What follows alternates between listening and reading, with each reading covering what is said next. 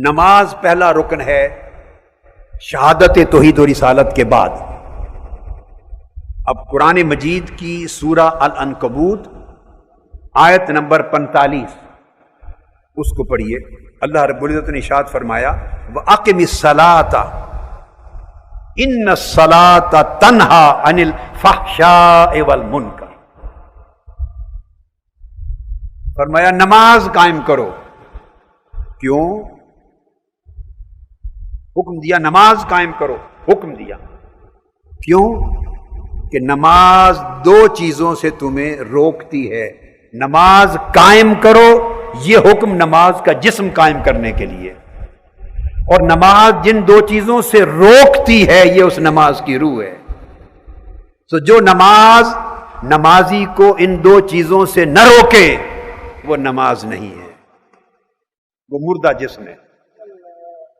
جو ان دو چیزوں سے جو نماز نہ روکے وہ مردہ جسم ہے، وہ نماز نہیں ہے، وہ زندہ نماز نہیں ہے۔ کون سی دو چیزیں؟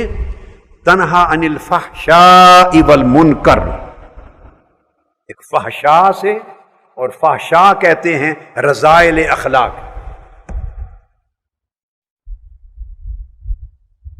رذائل اخلاق، اور منکر سیئات اعمال۔ برے اخلاق کو فحشاء کہتے ہیں اور برے افعال کو منکر کہتے ہیں۔ اللہ رب العزت نے فرمایا کہ نماز کی خاصیت یہ ہے کہ بری خصلتوں سے اور برے اخلاق سے بھی روکتی ہے، اور برے اعمال اور افعال سے بھی روکتی ہے، فحشاء سے بھی روکتی ہے اور منکرات سے بھی روکتی ہے، فواحش سے بھی روکتی ہے۔ اور فواحش سے مراد صرف ایک بدکاری کا فعل نہیں ہے۔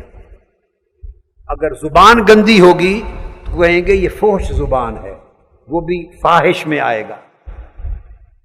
برتاؤ گندا ہوگا، فواحش میں آئے گا۔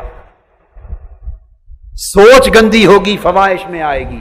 ہر وہ کام جو نظافت، لطافت اور شرافت کے معیار پہ نہیں ہے، جو حسین اور جمیل نہیں ہے، بددہ ہے، برا ہے، ناپسندیدہ ہے، وہ عمل بے حیائی کا ہے، وہ فحشاء کے اندر آتا ہے۔ صرف ایک بدکاری کا عمل نہیں، زبان کی بدکاری، آنکھوں کی بدکاری، اخلاق کی بدکاری، گفتگو کی بدکاری، برتاؤ کی بدکاری، دل کنجوس ہے تو بدکار ہے، سارے رویے فحشاء میں آتے ہیں۔ تو نماز تمہیں برے رویوں سے روکتی ہے، اور نماز تمہیں گناہوں کے اعمال سے روکتی ہے۔ تو برے رویوں سے رکنا اور برے اعمال سے بچنا یہ نماز کی روح ہے۔ تو نماز فرض کی گئی تاکہ بندے کے اخلاق سنور جائیں اور افعال سنور جائیں۔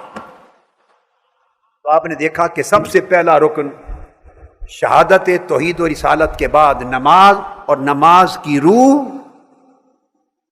اخلاق کو سنوارنا۔ اور آقا علیہ السلام نے فرمایا، اللہ رب العزت نے، آقا فرماتے ہیں کہ میرے اللہ نے ارشاد فرمایا انما اتقبل الصلاۃ مما تواضع بها لعظمتی، میں اس شخص کی نماز قبول کرتا ہوں جو میری عظمت کی خاطر متواضع اور منکسر ہو جائے۔ اس کی نماز قبول کرتا ہوں جس کی نماز اس کے تکبر اور رعونت کو ختم کر دے اور اس کی طبیعت اور مزاج میں تواضع اور انکساری پیدا کر دے، اور میری مخلوق پر ظلم نہ کرے، اور میری نافرمانیوں پر اصرار نہ کرے، اور میری یاد کو جاری رکھے۔ اور آخر پہ فرمایا وَرَحِمَ الْمِسْكِينَ وَابْنَ السَّبِيلِ وَالْأَرْمِلَ وَرَحِمَ الْمُصَابِ، اور مصیبت زدوں پر رحم کرے، بیواؤں پر رحمت کرے، مسافروں پر کرم کرے، مسکینوں محتاجوں پر رحمت کرے، اپنا مال خرچ کرے۔